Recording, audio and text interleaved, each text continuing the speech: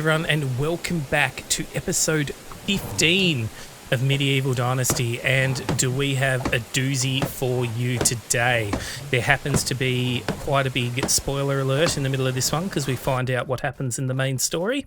But don't worry, I'll give you plenty of notice before that comes up. Anyways, with that said, kicking off here, we are building ourselves a mine.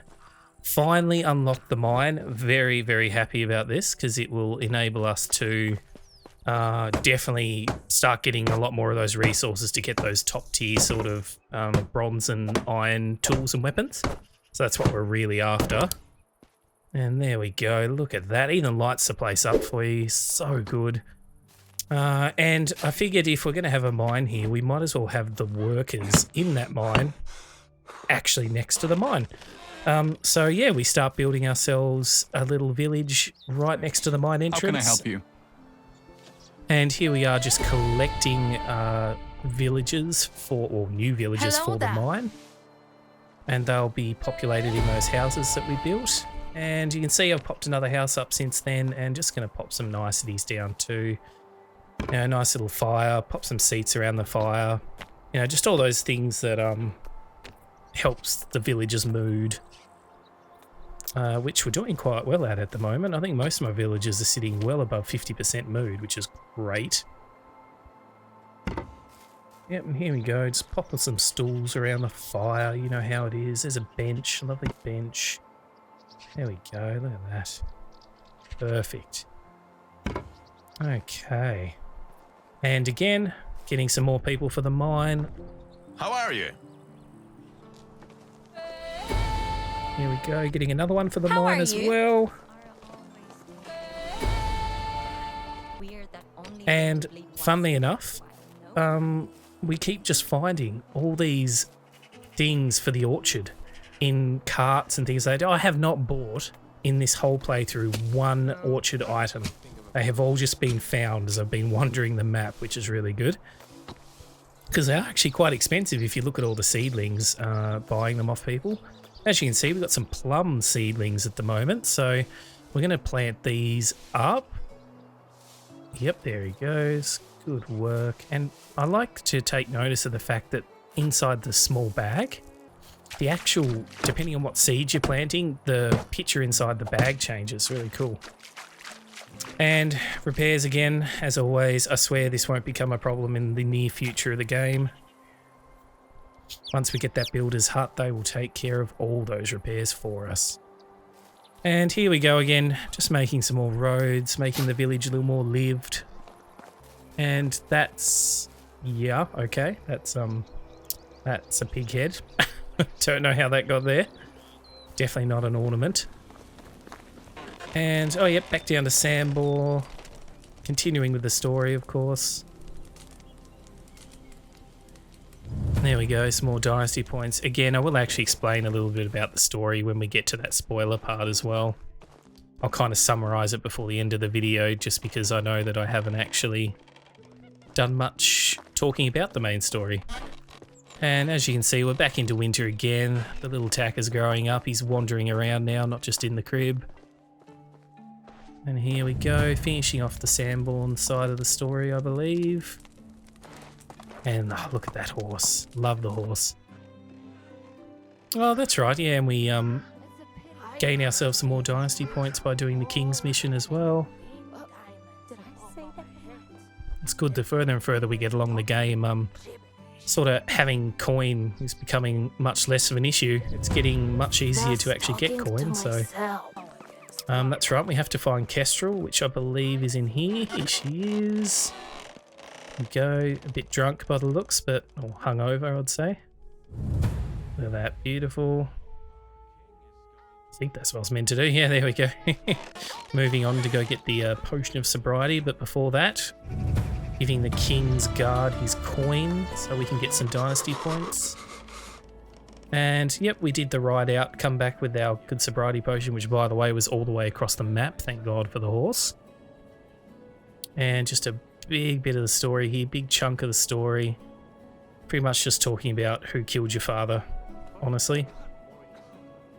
Because at the end of the day, that is exactly what we're trying to work out. What happened to your father? Because you were told he died in battle, and you fled where you were to come here because of that. So this whole story sort of leading towards a conclusion towards that. As you can see, quite a big little story here. See, I think that he was murdered, so there you go. So it's starting to unfold. And again, we are getting very close to this spoiler alert. I believe there will be a warning that pops up just before we get to that. So be warned, it is on its way.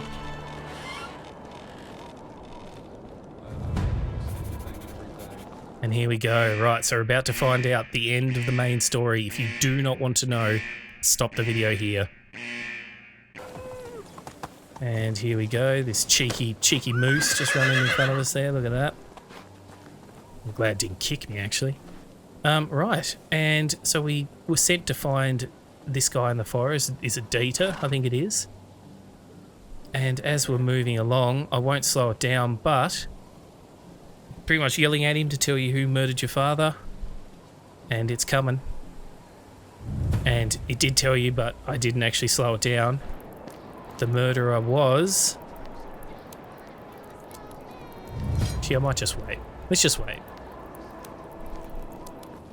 I think it'd be more fun if I wait till the end, because it's kind of like the conclusion of this, it's kind of the conclusion of this whole thing, so...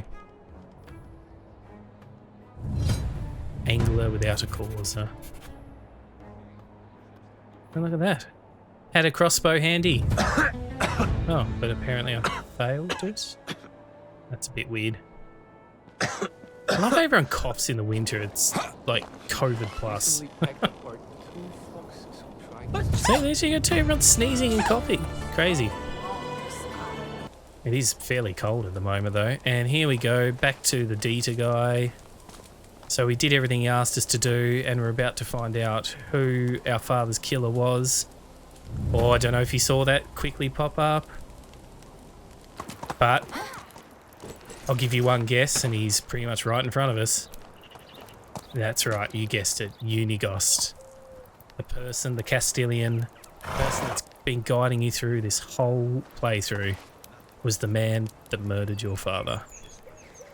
So I did do a little bit of reading here, but pretty much we're just going through now and talking about why he did it. And it turns out, yeah, just a bit of greed, bit of jealousy. He wanted to be Castilian for himself instead of my father. So one night he murdered him in his sleep. Hooray. Here we go. So now he's telling us why he did it. And now I get to decide his fate. And I'm a pretty nice person, so I decide not to kill him. I think we banish him.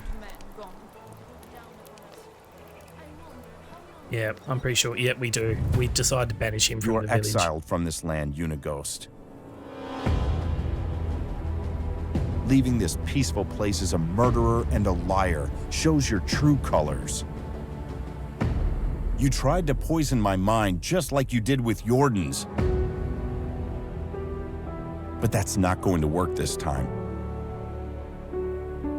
I've seen through your deceit.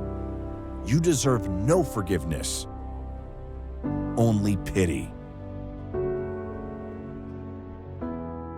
Your hands will never be clean. And there we go. And with that, Unigost is gone. Banished from the valley forever. Right, well, that's about it, everyone. I'm going to leave that one there. Thank you again so much for tuning in. Really appreciate you watching these series. I promise there will be a conclusion to these in the future. We are getting there. Things will start moving faster even again now because there's no more story to chase. So it'll just be updates on the village and yeah, how that's going. And with that one said, I'll leave you here. We will catch everyone in the next episode. See ya!